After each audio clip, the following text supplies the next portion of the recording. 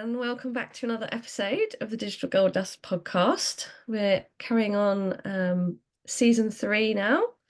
So the theme of this season is setting and building a form of solid foundations in your business. What these look like, how to get started, and the difference they make. One of the foundations is money, because without it, you're probably not building a business, or certainly not a profitable one, and that's what we all want.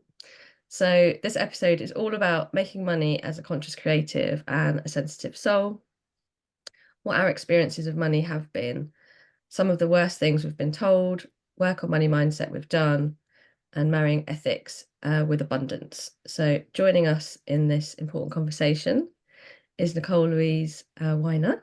So welcome. Thank you for having me. You are so welcome. So to give a little bit of background on Nicole and why we've asked her to join us on this conversation today.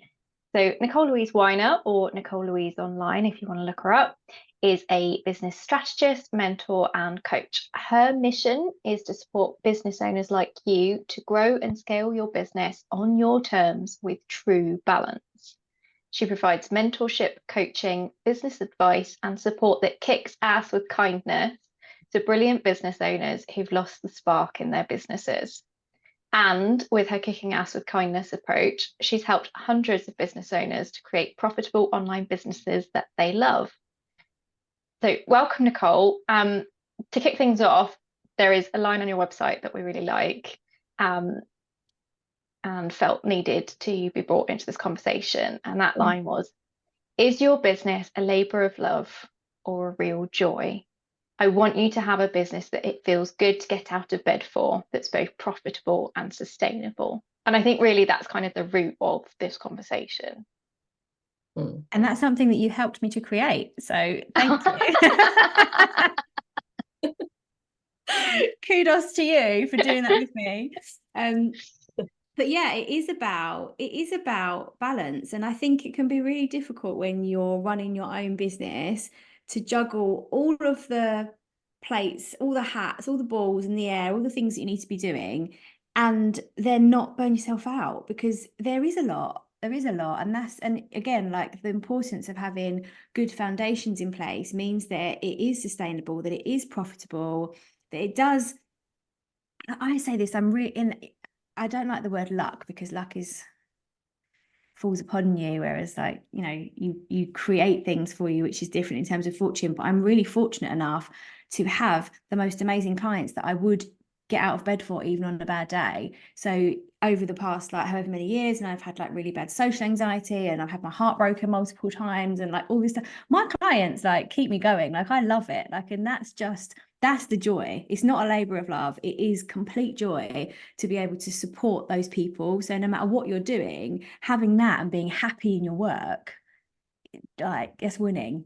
Yeah, Definitely. Yeah. But I think a lot of people have this thing that if they're doing what they love and they're helping people, that they shouldn't be earning money for it, because it's that sort of vocational thing and they're being of service.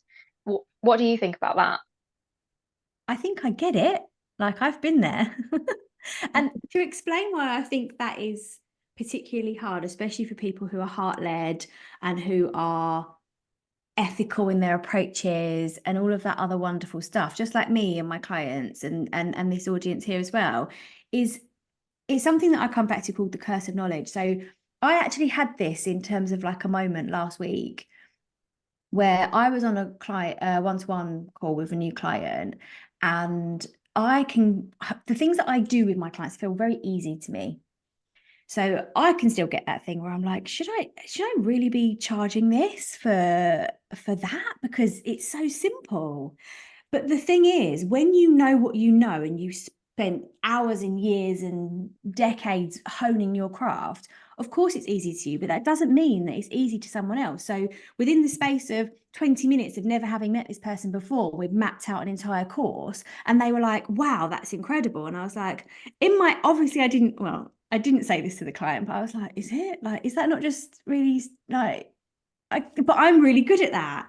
So I think it can be really difficult And to acknowledge that when you are really good at something, whatever your skill set is, yes, of course you can think, oh, well, like I shouldn't really be charging for that. But that's not what the money conversation comes down to. It's not. It's about so much more than that. Like, that's what people are paying you for. They are paying you because you're getting them there quicker. You're helping them to avoid making the mistakes. Like, that's what people are paying for. So I do get it. But, and like I said, like I had exactly the same thing come up last week and thought to myself, really, like, but I'm really good at that and other people aren't. So that's what people pay you for. Yeah, it's the value, isn't it? It's what's valuable to them. And it's not to say that all of us find all our work easy. We don't, but there are elements of it that feel easy to us, or that's an easy solution, or that's an easy answer. I had something very similar the other week where I met with a client, just briefly, like a couple of really quick, easy things. I literally was like, it's so easy, I'll do it on the call while we're chatting. And solved the problems. Said I'll send over the invoice, and I thought, well, part of the time we spent catching up, so I'll send her an invoice for half an hour. It was a really quick, easy thing. She literally texted me immediately and said, thanks for the invoice, but can you send me another one because that wasn't enough? I was like, are you for real? So I checked my statement, and she'd basically paid me double of what I invoiced her, because she's like, no, it's your time, it's your business. And it was like, it was really lovely. And again, it's lovely to work with clients that value you. And it kind of taught me a lesson of like, that is valuable to someone else. It was maybe quick and easy for me at that time, but actually that saved her a whole load of stress and time and effort, and getting it wrong and trying again or something like that, where just coming to someone that knows how to get it done. So yeah, it's kind of seeing that value, isn't it, in terms of what you're bringing to someone, which can be really hard to do on your own sometimes, because like it felt easy for you. And I think actually going back to the question, like that's sometimes the hardest stuff, to charge the right money. The right money, what's the right number? But like that's the hardest thing to charge well for, let's say. Like that can be the hardest thing when it feels easy to you. Yeah. So what are some of the work? So we started the ball rolling on this one. So let's continue the theme, really. What are some of the worst things you've heard or been told about making money in your line of work, Nicole? Oh, it's so funny actually. The term, did you see my eye roll then? A little bit. I'm always got very stuck there. I like wear my heart on my face. It's actually like something my friends used to say to me a lot when I used to go out drinking a lot, and like I was around a lot more strangers. I don't really do that. I don't drink anymore. I don't go out and do those things anymore. But they'd literally be like, Nicole, change your face. Like, I'm like, oh, sorry, reset. The thing for me that I found most challenging about my line of work particularly was about being a mentor, actually. Okay. So I know a lot of coaches in particular can struggle with charging because of wanting to help and that thing there. That's not really, in terms of coaching, isn't the bit that I found most difficult. The bit that I found most difficult was, I guess, coming from a corporate environment as well, where I had mentors in my employed years that weren't paid extra money for doing that stuff, that really, and again, like if you look more widely in terms of mentorship, it's not something that's always charged for. So then putting a value onto that not only was difficult for me, but I think that's part of the market, like, the understanding in the market about what that is, which is why I also use the term strategist as well, because it is about business advice. And to be honest, really it's business consultancy, but I don't say that out loud in my content, because it would just scare small business owners or freelancers to thinking, well, I'm not big enough for a consultant. That's what you're getting, but we'll call it mentorship because that's but I think that was one of the hardest things in terms of like, yeah, well, as a mentor, like you shouldn't really be charging. And actually, when I first started putting myself out there as a coach and mentor, like more publicly, because I was doing it for years as kind of a mistake and on the side and just giving my clients advice for free and all of that stuff.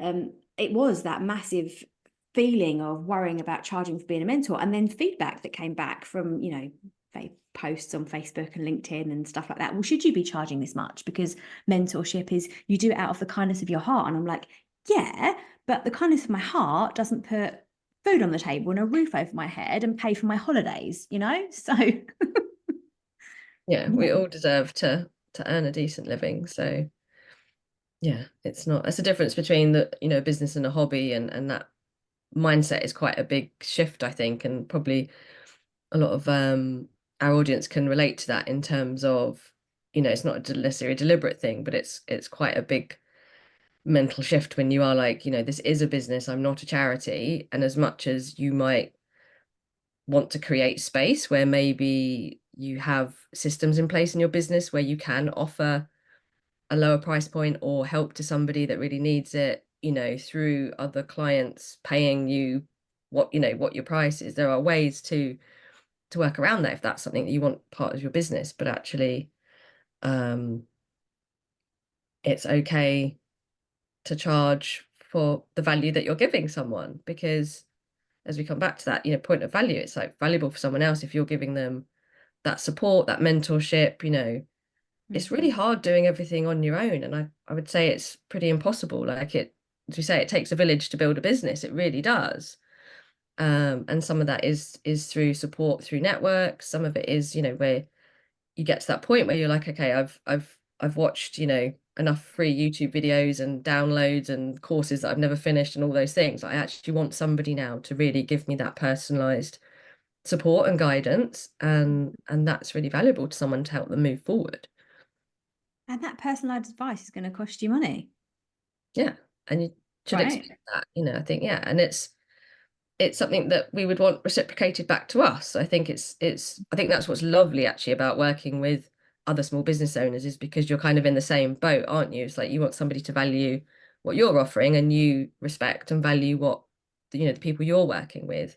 Um, so it's nice to have that sort of understanding of, you know, we want to be sort of treated the same in that sense, not take each other for granted, you know, because we're all helping each other lift up, which is a wonderful thing. How do you think money comes into kind of those business foundations in terms of maybe when you're getting started or those early days?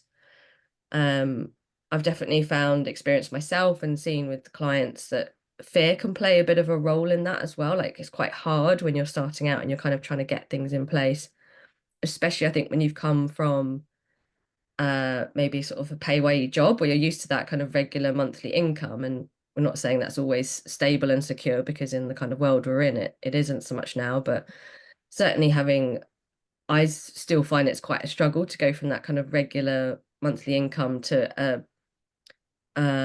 irregular income, or something that, you know, it's coming through in different bits throughout the month or through, you know, throughout the week. How do you think kind of having that money mindset helps with kind of those initial kind of foundations, really? I think that's a great question. I think there's two things that I would come to with that. One is around the money mindset, and two is around the practicalities. I'm going to do the practicalities first because the mindset stuff doesn't feel so sexy, but we'll come to it afterwards. And it's about having boundaries. So the practical thing is about that you need to be boundaried. If you're not going to be being paid exactly the same amount of money every month, which if you run your own business, you're probably never going to be paid the same amount of money every month. Like, that's just how it is. There's accepting that's going to happen, and then understanding and reverse engineering your goals, which is exactly what I do with people when I work on strategy with them. So we'll look at how many hours they've got to work in their business every week or every month, what that looks like in terms of holidays, and mapping all of that out, and then going, okay, so after that, what are your monthly annual income goals? How much do you want to be bringing in? And the difference between how much you're paying yourself and how much you need to make in terms of sales, because you're going to take home you're going to pay yourself about 50% of that. It can be higher, but it's going to be, especially if you're a sole trader, it's going to be around about 50% of that, where the rest of the money that does not belong to you is going to HMRC and for your tax and national insurance. And the other parts that I also encourage all of my clients to do when we start working together, especially in my masterminds, is about forecasting and projections and understanding what your profit looks like and your expenses. So getting really practical with yourself and really honest with yourself about things you've never had to consider before, because they were all sorted for you. So around the systems and the software that you use, your insurance, your contracts, all of the other, you know, if you work with a VA, if you've got a team, if you need to hire a mentor, like if you need to work with a designer or a copy, whatever you need to do, you need to be understanding those expenses really crudely. And then the mindset side, I guess, comes into that with like removing the emotion from it. So it's not personal to you if you're only taking home 50% of what you earn. Because I mean, I actually did this the other day because I don't know my national insurance number off by heart. Does anyone actually? Like, I had to do something with my pension, and I was like, they were like, "What's your national insurance number?" I was like, "Who knows the answer to that? I don't know." So I had to look up an old pay. Do you? I know what it starts with, but I can't. Yeah, I've never kind of know like half of it. I've never repeated it enough, I don't think, for it to stick. And that was one of the questions, was about that. And essentially, what I did is I went back into my emails and looked at an old payslip because it was on there, right? And it was when I was having some money conversations with clients as well, and I used that example of, but I never used to look at the amount of money that actually I was paid every month before my tax and national insurance, pension contributions, benefit stuff, extra holiday I paid for. I just paid attention to the money in my bank account. Yeah. So that's what we're used to doing. So when you come to like starting your business, okay, yes, you need to be understanding what money you want to take home. But like, I talk a lot about 5k months, because the majority of people, 60k a year in terms of sales, when you're paying yourself 30k, around about 30k, will be more than enough if you've got a shared income. So most people like have, you know, other people that they're around them, or, you know, got a partner or whatever that looks like. For the majority of people in the freelance world, that's enough. But 5k is your sales, not in terms of what you're taking home and paying yourself. So there's a big difference between those. And I'm here to bust all the myths and tell the truth about it. It's like, you know, the 10k months thing. Like, you're not taking home 10k, and if you're at 10k, you're at the VAT threshold in the UK. So you've got that to consider as well. So it's about being really crude with the numbers, removing the emotion from the numbers, and just being like, okay, what's the data? What's it showing me? What do I need? Then it comes to the mindset side of like actually being like, oh God, okay, so if I only want to work 20 hours a week and I want to be making 5k in sales and paying myself 2.5k, you know, a month, then what do I need to be charging on average per hour? And that's when it's easier on the mindset side to be like, oh, well, that's what I need. It doesn't come back to value or the perceived part of it. And then you can start putting packages and offers together that align with that, because that, again, if it doesn't align with that, that's when it doesn't feel like a joy, and it feels like a labor of love, because you feel like you're giving all of these extra hours to your marketing and your sales and all of the rest, your networking and all the rest of the stuff, and you're not taking home enough. So it's important to understand all of those really practical sides. And then the money mindset side, I guess, it's quite a hard thing to just answer in like in a short.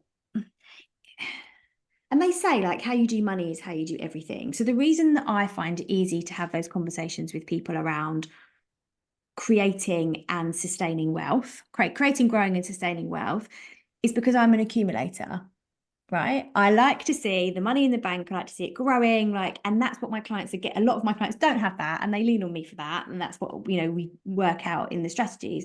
But I'm also a nurturer.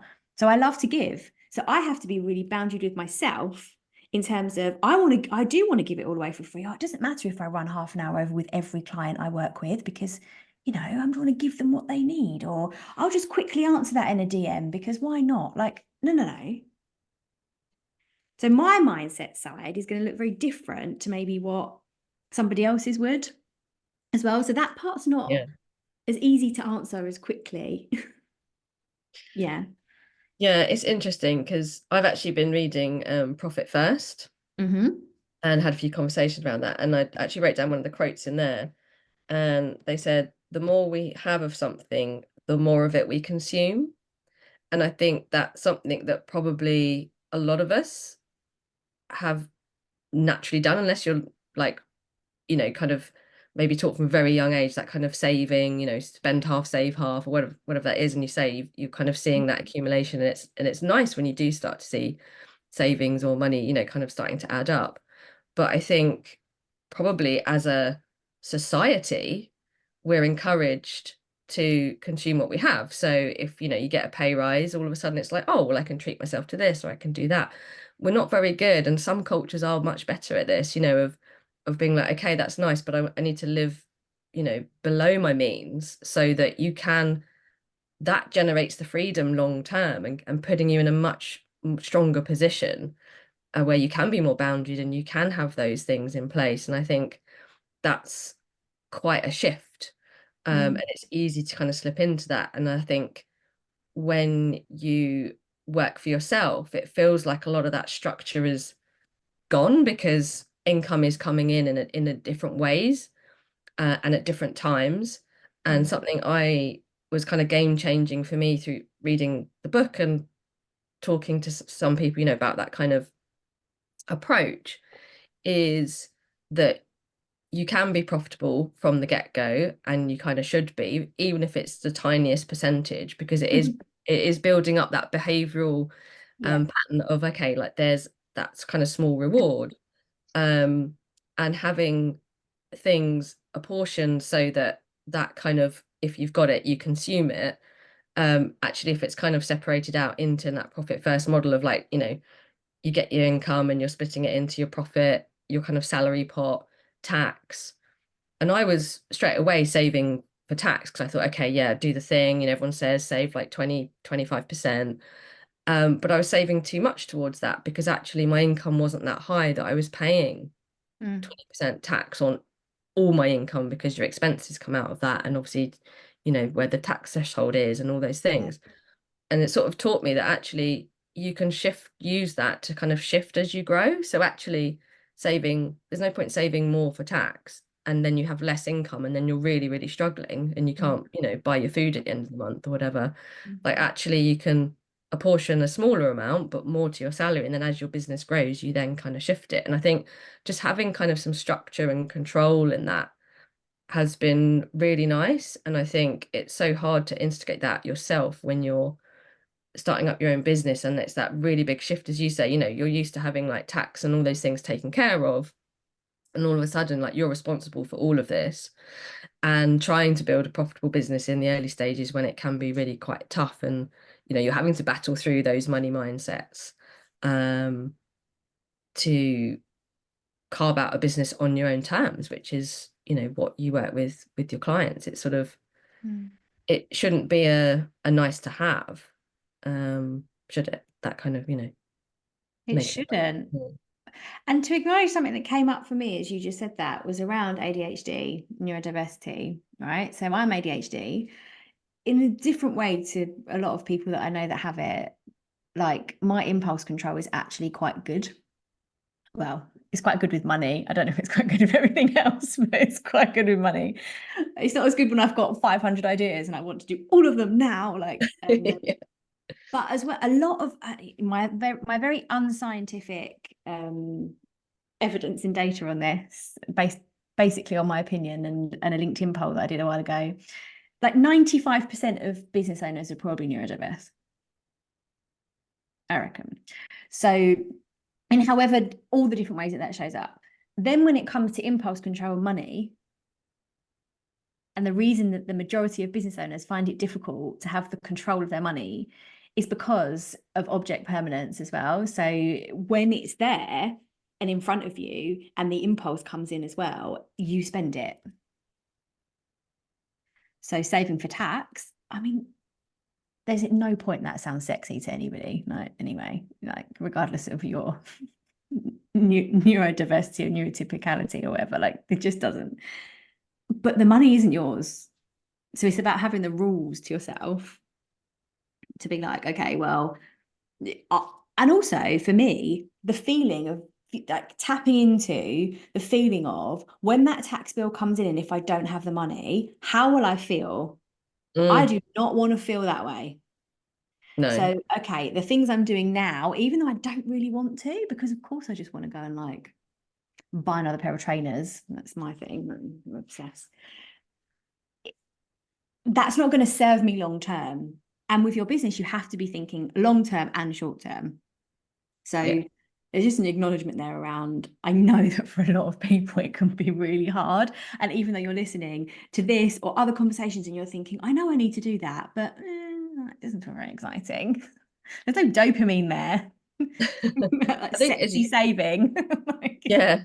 I think, as you say, though, as you said before, it comes back to taking that emotion out of it, of being quiet. And I think that's what's been a nice experiment for me when I've had something come in and I'm splitting it into those pots, is like it just removes that kind of emotion from it, and it just feels like, okay, I am putting that by for the future, there is that little bit of profit for me that will add up, and it's in a separate account where, you know, I can't just dip into it. That is kind of, you know, set aside. Where it earns you interest.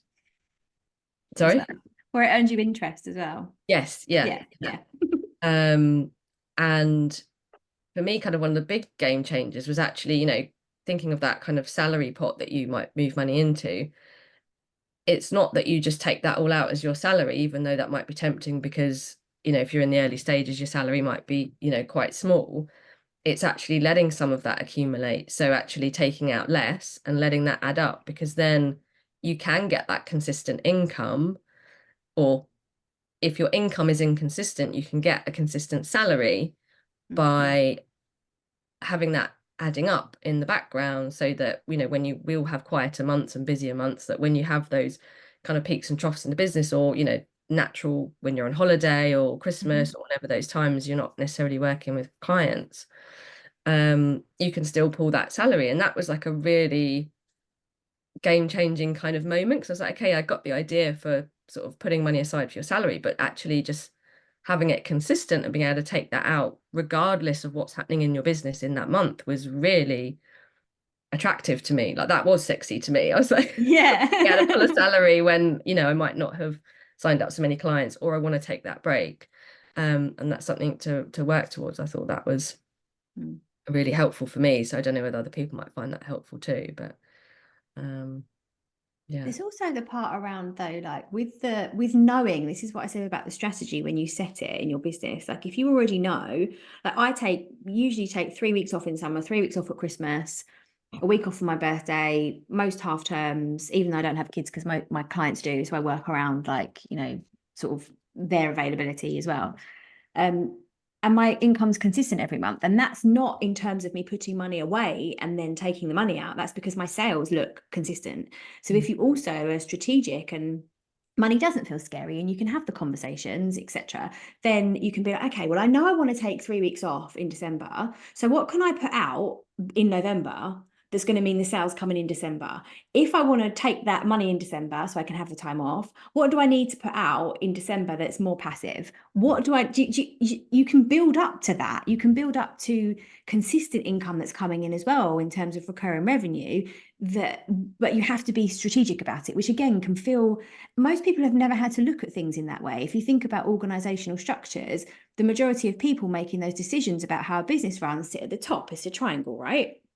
And the majority of people are the individual contributors at the bottom. They're told what to do and they do the doing, which is great. Even if you're part of the decision-making matrix, you're still probably not sitting right at the top of an organization where those decisions are being made and forecasting forwards probably 12 months to 2 years in advance at big companies. You know, I worked at HSBC for over 10 years. We were projecting stuff like 5 years in advance. So yes, okay, you don't have to be doing 5 years in advance in your business, but if you do understand what it looks like and you have got quieter times in terms of your ability to deliver physically, and not just that, but also about market trends. So some industries will, like, you know, like one of my clients is a photographer, and December and January are always quieter for her because people don't want to go outside and have photo shoots in the cold, like, right? Until she worked with me. And then we looked at other things we could do. So actually last December was one of her most successful months in her business. But when you can look forwards and be like, okay, well, the trend is actually, do you know what? Every year, December's felt like a bit tricky, not just because of Christmas and Christmas presents, and not just January because Christmas presents payments are coming out. We can start to think more strategically around money and what you need to be bringing in that doesn't also just exchange your time for money. Big one. Yeah. Yeah. Yeah. I think in what you're saying, a lot of what you're saying there is there's a real push and pull between needing a clone, basically, because you're rooted in the immediacy of doing all the things as the business owner, whilst also trying to look ahead at the same time and plan for stuff. And obviously that feels quite overwhelming when you're fresh into this, well, for quite a long time actually as a business owner. I think I'm 7 years in and still I'm like, oh, balancing marketing for the future with actually delivering stuff now. That's a lot. Mm. And just to acknowledge for you there, like that's a really common way for people to feel. I'd say the majority of people feel that way. I've got a strategy quiz where I help you determine your strategy type, and it looks whether you're like visionary and long term or whether you're short term. The majority of people won't fall into both camps. I'm a bit of a unicorn where I actually really like doing both, but that's what my clients benefit from. So I can say, okay, so they're talking about the short-term actions they're taking, and I'm already thinking ADHD is probably part of this as well, because my brain moves at 500 miles an hour. And I'm like, but where's this going? What's the reason? What's the purpose behind it? Why are we doing this? And they're talking long-term, and I'm looking at their short-term plans going, that doesn't really match either. So it's about tapping into yourself and asking yourself those types of questions when you feel like, because the firefighting things comes up, doesn't it? Where you feel like short term, you're just trying to firefight to kind of get through managing all the client stuff and managing to do yoga and walk and eat enough protein. And then you're and then you're trying to like think, oh, well, where do I want to be in 12 months? Like, and you're asking yourself, why am I doing this now? And this is when it comes to, you probably heard the phrase of like, the revenue generating activities. And people are like, well, what are they? Marketing and sales. They are the things that are going to help that, working on your strategy. The revenue generating activities, a lot of the time, aren't the things that are already earning you money. So working in your business with your clients is not the revenue generating activity. That's delivery. That's sorted out. The revenue generating stuff, the new business, the new stuff, is all the behind the scenes things that people pleasers, nurturers, creatives put last on the list, because there's no one else to be accountable for to do that. So yeah. At what point do you think it's, because I feel like when you're starting out, it's actually like you can't necessarily predict, because you don't have data to look back on in terms of your revenue and when's quiet, when's busy, or you need experience to work with your clients. At what point do you feel like it comes in where there's enough there to actually start thinking, okay, I've got some experience now, I've got some data behind this, I can actually now start to kind of look forward and actually put a bit of a strategy in place? I mean, I guess it's probably different for everybody in the type of business, but I feel like I don't want people to come away feeling like loads of pressure, like I don't have a strategy. And because when I work with a lot of people that are literally just getting their business off the ground, and it's really overwhelming just to get a website up and to kind of decide just some straightforward packages or whatever you're doing. And some people do have that kind of, okay, in 5 years I would like to be here, and I love that, because we can start to build things quite early on in that allows them to expand into that. But obviously not everybody does, or they haven't quite decided on their niche, or sort of zoned in on their area they want to work in. Do you find that there's kind of like a point, like after 1 year, 2 year, or that there's a good, not going to say good time, but it makes sense that you've got enough there to actually start putting a strategy together for the future? It's actually quite a difficult question to answer, because if I think back to my early days of business and the majority of people I work with, I'm not doing what I was doing then. So to look at data after you've been doing it from the beginning, unless you're going to be doing the same thing, unless you're still doing the same thing in years to come, the data becomes a bit irrelevant. So I would say that if you're new, the mindset to embrace is about testing. So everything is a test. Everything is like, so I am a psychology whore. I adore it. Like, I'm obsessed. And it's like putting on that lab coat and having a hypothesis and going, okay, so I'm going to see if I can grow my audience this way within the next 90 days. What worked, what didn't, what did I like, what didn't I like? Okay, what can I replicate? Okay, the next 90 days, I'm going to focus on selling this service. How did that go? How many times did I promote it? Where did I talk about it? Where did I get my most leads from? Okay, great. The next 90 days, what am I going to look at? And just test, being really open to testing. And I know that feels really scary, because like you said, you don't have the forward vision in terms of exactly where you want it to go, because you're experimenting, you're thinking, do I like working with this type of client or this type of client? Like a lot of ideal client work and avatar work, people say like, well, who are like your best clients? Who are your dream clients? Or who are the best clients that you've worked with? If you've never worked with clients before and you're starting out from scratch, you don't have that information. So the only way to get the information is to go out and test. Yeah, start right? doing. But your nervous system, let's go to the psychology behind it. Like, your nervous system will feel a wreck if you crave stability, like me. Give me stability and peace. That's what I want. To make me feel calm, I need to know the plan. I need to know the whole plan and all the rest of the plan. Like, give me the plan. You sound like my partner the other night. It was like, you always need a plan. I can't remember, it was something on telly or something came up, and he was like, you always need a plan. I was just like, it's just the way I am. Yeah, and so that's great. Like, you're like, yeah, isn't this normal? Like, and there is often a difference between men and women with the planning thing as well. But it's about just acknowledging it for yourself and being like, okay, coming back again to your basic needs, Maslow's hierarchy of needs. If you don't know about it, go and look at it. It'll explain all of this. Like, at the basis levels we need are things like shelter, food, and finances come into that. So if you don't have those things stabilized, it's much harder for you to make decisions, to engage your prefrontal cortex and make executive decisions and think ahead. So the way to do it and test without feeling like everything's so scattergun is self-acceptance, and to be like, it's okay because I'm learning from this. I'm doing this so I can learn. I'm doing this so I can have the data. I'm doing this so I have more information to do this better later. And actually, no matter what stage of your business you're at, that mindset should never change. Because it's always, because you don't know what happens with the market, with all other kinds of things as well. So it's about being okay to test, which I know can feel really uncomfortable.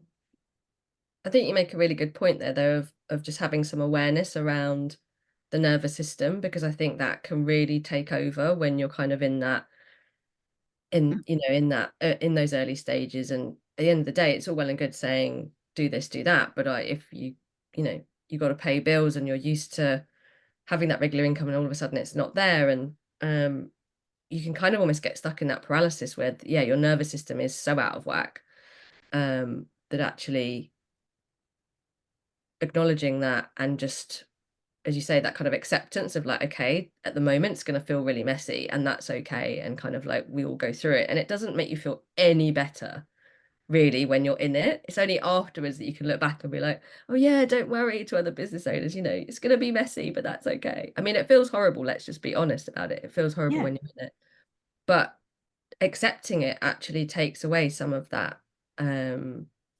of fear and sort of instability, if you're kind of like expecting that to kind of happen. And so you kind of get a bit more agency over it, which I think, looking after your nervous system is a big one. I think that's definitely helped me kind of learning that, doing things to help with your nervous system, so Breathe. you're not Sorry? Like looking after your nervous system, like the things to do, the practical things to do, like breathe. Breathe. Like, my toxic trait is to hold my breath when something's hard, and then I get headaches and migraines, tension in my neck, all across my chest bones, like everything. I'm always like shoulders up here. Exactly like that. And I've been working really hard with my PT on correcting my posture, so I think it's a bit better than it used to be physically as well. But there's, now adjusting. I've been lifting weights, and nothing to get like overexcited about, just for my own, for my own health. And I upped my weights a couple of weeks ago, and I'm now lifting a 4-kilogram kettlebell rather than the 2 kg dumbbells that I've been doing for ages, just to build up that strength. And I was on a walk on Saturday, and I could feel the tension in my neck, and I felt like I suffer from I do still suffer from migraines, but nowhere near as many. And that same feeling was coming up, where I was like, shit, like I've got tension, this is going to get worse. I'm starting to feel a bit sick. I started to feel hot as I was focusing on it. And then I was like, okay, breathe. You're safe. You know this feeling. This feeling is just that you lifted weights that were heavier. You're not under threat. You're not going to get a migraine. You're going to be fine. I know that's a different example to business, but in the same ways of the things we tell ourselves are really important to notice, because when we feel like we're at threat, what's really going on? Where is this feeling coming from? And if you can identify that and calm your nervous system, you can make decisions to fix it. If you don't, you stay in the paralysis and you stay in the chaos.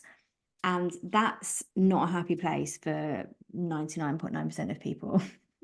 No. And then you're like super reactive, and then in a way you almost end up, you know, kind of down the road to burnout, or going back and kind of doing the things that you maybe left that corporate job, you know, to get away from, in a way. And then here you are kind of recreating the same thing again, and Mm-hmm. thinking, oh God, you know, I started up my own business so I would, you know, have more freedom and have more control and all those things. And it can feel really wobbly when, yeah, when you kind of get out of whack, and that isn't the case. But I guess it's part of the journey to a certain extent, learning how to manage that. Yeah, I mean, I would say that running your own business will teach you more about yourself than any other experience in life. Oh yeah. Even over being a parent, I would say.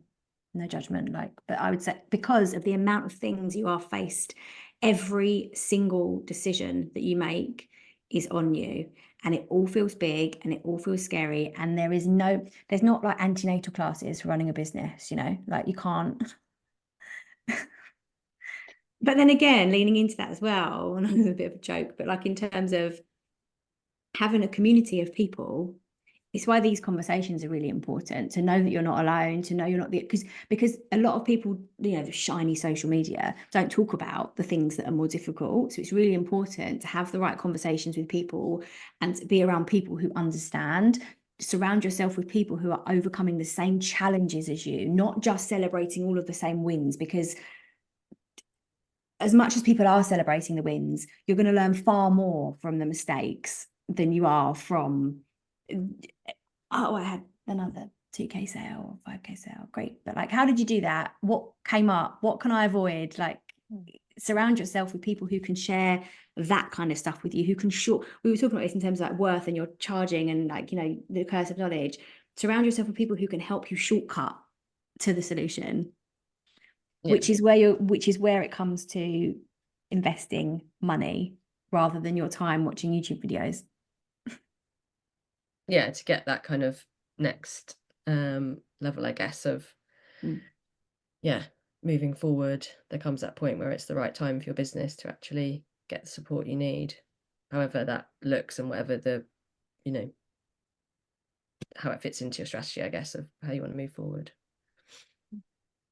I think actually something you've raised there is a lot of what we see on social media is you can earn 6 figures easily, blah, blah, blah.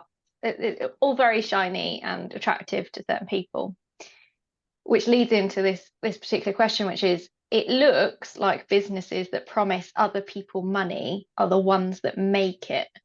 Is it possible to build a sustainable business without burning out or selling out? Of course. Absolutely. Yeah. End of answer. Mic drop. But the part that you said there is really interesting around like the people that are promising you the results. And a lot of the people that are promising you the results are saying, I can help you get the results if you just do what I did. Mm. The thing that really pisses me off about that is you are not them. You do not have their skills, their experience. Like no one person on this planet is exactly the same as you. Even if you're a twin, fact, you have different experiences, right? So I won't go into the geekiness of twin studies, but there is nobody on this planet who is exactly like you. So somebody saying, just do this and follow these exact steps and follow this blueprint, and then you'll have the same success as me. It's about being really aware of the bullshit that surrounds that and being like, okay, I know it sounds shiny and I know it sounds great, and maybe it would work for somebody who has maybe had the same job before and now this is what they do, or maybe they have got the same goals in that they're, you know, in a 2-parent household with 2 kids, and the likelihood of it being exactly the same for you though is really, really low. So it's about finding the personal bits of support that you can, of course you can have a 6-figure business, a 7-figure business, you can, whatever you want that to be, but you have to do it your way, with your skills, with your capacity, with your goals, with your skills, with your preferences, with your strengths, with your weaknesses.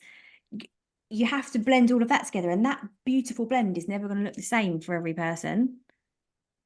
So it's like, let's stop thinking that this blueprint's going to be the resolution. Like, and this is the stuff that dies in the course graveyard, isn't it? This is the stuff where we've all done it and we've bought the courses because it promised us this exact result. And then we get a certain amount of the way through it and we don't finish it. Why? Because it wasn't resonating with us. It's probably not because you're a failure or you're shit or you can't keep it up. Like that sounds a bit rude. It's That's not just what your brain tells you. But it's not because of that. It's because it wasn't resonating with you. So it's about finding those programs, and I know you guys both do this together with your clients. It's about finding those things that, yeah, maybe you get like you need to grow your audience, you need to have clear messaging, you need to have some branding, you need to do these other things that are foundational pieces, but there's a certain amount of flex within that to do it your way, not just this one prescribed way that's the blueprint to success for every human being on the planet, which is obviously never going to work. We know it's never going to work. So No, and then you get into that sort of territory of where it becomes shoulds. I should be launching a course. I should be writing an ebook. I should be doing this. And I had that with a client the other day, and we're just kind of again getting those foundations in place. Like, oh, adding this on, adding that on. I should be doing. I said, why should you? Why should you be doing that? Is now the right time for you to be doing that in your business? Like, it's kind of just asking yourself those questions. And if it is, okay, yeah, it's part of that experiment. But actually, if you don't have the audience, I wouldn't really suggest launching a course if you've got no one to launch it to. So let's take a step back. It's kind of, yeah, some of those principles can be really helpful. But yeah, it's got to come back to you, where you are, what your skill set is, what your audience is, what type of business you have, because not everybody can just turn around and have something that you can sell on demand, whatever. It depends what your business is. So yeah, the majority of people that are selling on demand stuff as well, they didn't fall upon that overnight. It's been happening for years. They've been building audiences and brands for years. And yes, okay, some of them might say, oh, I sold this out within 6 months and I launched my first course and made my first 6 figures or whatever. Well, that might have been their second or third business though. So they already know about all the foundational pieces. Yeah. The reason they accelerated it within 6 months is because they made the mistakes in the previous 2 businesses that they're not doing anymore. Again, it's not the same for every single person, but that the shoulds a lot of the time as well, acknowledging social media, can come from that external, what feels like pressure, because, well, but so-and-so's in my industry and they're doing something like that, so why can't I? So I should be. But it's not a case of that you should, like Sammy just said. It's about, is this the right time for me and in my business to be doing this? And if you want to be selling to groups and on a scale, you have to have an audience. And that's the bit that people miss a lot of the time with stuff like that. I've had clients come to me and say, oh, but I've seen someone doing this, so I want to launch this course. And I'm like, okay, great. Where's your audience at right now? What are your numbers? What is it like in terms of engagement? How warm are they? What do they know about you? What kinds of people have we got in there? And they're like, I'm like, okay, so we need to know that information to know whether it would actually sell. Because it's regardless, if I sit down and work out a strategy with you for a 5K, 10K launch, that's great. But if you haven't got the people to sell it to or a massive budget for ads, you're not going to hit your goals. So it's about setting yourself up for success as well. And sometimes, uncomfortably, I know, that's going to look like making your goals smaller, not bigger. Taking time. Yeah. I think it's so easy to fall into the trap because of social media and the kind of immediate gratification world that we live in, that we see people summarizing years of work into 30-second reel. And I had an email from a company that I do buy from, and they had a kind of an announcement about a new product, and actually said this has taken us 5 years to create this product. And it was just like, it was so refreshing to see that kind of, this does take time, and we see everything in a flash and don't appreciate the behind the scenes work and effort and time that went into creating that, as you say, that sellout launch or whatever it might be that we're seeing the glossy 30-second clip of.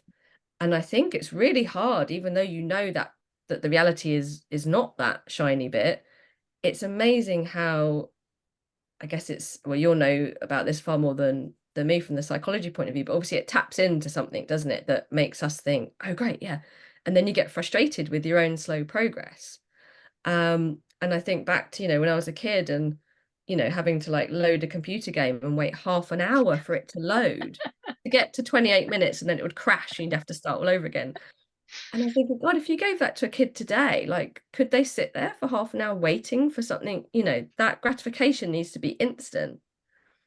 And I think it's a slippery slope in that sense of like, we need to kind of check ourselves and kind of, yeah, remember the reality of it's not just that 30-second highlight reel. And it's really hard because that's what we are being shown all the time, you know, whether you're in on social media a lot or not. It's still, I think, just part of the way technologies move forward, you know, everything's so instant that it feels really uncomfortable to be sitting in that point of like, you know, I'm on the journey, I'm in the gap. It's about falling in love with the process. I know it's really like cliche, Mm. hashtag Instagram thing, but it's like it's about falling in love with the process. It's about progress over perfection. It's about that learning, that thing we were talking about with your nervous system. And I am all here for flying the flag, for being more honest about what it's actually taken to get to the point that people are getting to, right? Because like you said, what it taps into when you're doing that is that you are a failure. This person's successful and I am not. And then it's a self-confirming bias, and then you don't trust yourself to make decisions. You don't trust yourself to invest in something else, even when it sounds again like it could be great. You're like, yeah, but the last time I bought the course or the last time I worked with the coach, I didn't really get what I was signing up for. So it causes so much doubt when you're seeing these other people that are promising you these results and you're following their steps, you're doing what you were told, but it's not getting you to where you want to be, that it can cause so much internal doubt that you're then standing in your own way. Yeah. And acknowledging that is so, I know it's crappy, but acknowledging that is so powerful, because then you remove the attachment that you have to what happened so that you can move forward rather than stay stuck in it. Because staying there, choosing not to ask for advice again, not to invest again, not to make a decision like that again, not to put out an offer again because you put it out once and it didn't sell, and most people, you can't just say it about, or whatever the thing is, then you're choosing to stay in that space when you're focusing on that. So if you can acknowledge it, you can be like, okay, even though it feels a bit crappy and I might not have the answer right now, I'm empowered to make a different choice. I don't know what that choice is yet, but it will come. And then all of a sudden you start seeing all these opportunities, all these different things, and seeing these things in a different way, which is when the magic happens. Yeah, because where is that end goal anyway? Because what you hear anyone that's achieved great things is when you actually get to that kind of, you know, golden endpoint, that it just feels kind of empty because you've been so focused on it that you haven't enjoyed the journey. And actually it's quite short-lived, that sort of sense of like, yeah, I've achieved this, now what, you know, is what you go into. So if you're actually missing out on all that lovely process bit as well, which I know is really, really hard, but that life is just the journey. There isn't really any end destination. And so Exactly. if you don't grasp that, it's going to be, you know, you end up with regrets, I think, of like, oh, I didn't actually really enjoy that part of it, when actually the end goal is just like, well, what's the next one? What's the next 5K? Is it 10K? Is it, you know, you hear so many people saying like, yeah, I achieved it, but actually I just moved the goalpost again. So yeah, enjoying the small things along the way. Yeah. And again, those goalposts are up to you. Yeah. Like a lot of the time when people start working with me, they have what I call gifted goals. They're not theirs. Mm. The 10K months, a 6-figure business, whatever, working 20 hours a week, like whatever the goals are. What are your goals? Why does it matter to you? Why are you setting that? What's important? What's that going to give you? What are you going to gain from that? And also, when you were saying about falling in love with the process, and I heard you say it back, I'm a control freak, okay? And I'm a perfectionist, or a recovering, I'm a reformed perfectionist, like it slips back in sometimes.